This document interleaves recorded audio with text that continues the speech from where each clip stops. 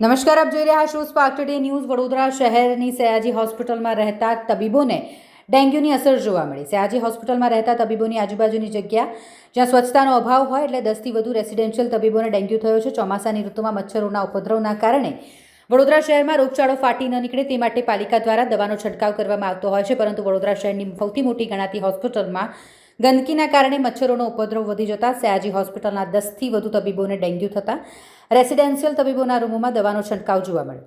Sayaji hospital ખાતે તબીબોને જો ડેન્ગ્યુની અસર જોવા મળે તો ત્યાં સારવાર કરવા આવતા દર્દીઓ અને દર્દીના પરિવારને પણ જો ડેન્ગ્યુ થાય તો તેના માટે કોણ જવાબદાર? જે અહીં ગંદકી જોવા મળી રહી છે, સ્વચ્છતાનો અભાવ છે, તેને સાફ સફાઈ વહેલામાં વહેલી તકે કરાવવામાં આવે તે પણ હવે જરૂરી બન્યું છે।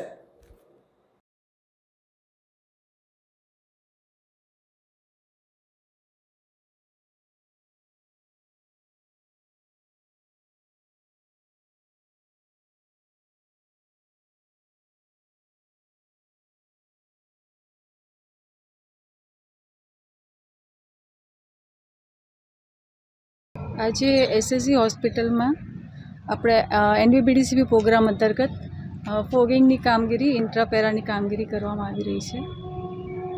જે અહીંયા કોઈ ડૉક્ટરને કેટલા ડૉક્ટર કોઈને આવ્યું છે આમાં? હા, એ લાસ્ટ વીકમાં ડૉક્ટર્સના કેસીસ આવ્યા છે અને બીજા ડેન્ગ્યુ માટેના કેસીસ આવ્યા હતા, તેને લગતે પ્રિવેન્શન માટેની કામગીરી આપણે અઠવાડિયાથી ચાલુ કરી દીધી છે અને હવે આપણે ખાસો એવું કંટ્રોલ થઈ ગયો છે, પણ આપણે હજુ કામગીરી કન્ટિન્યુ કરીશું।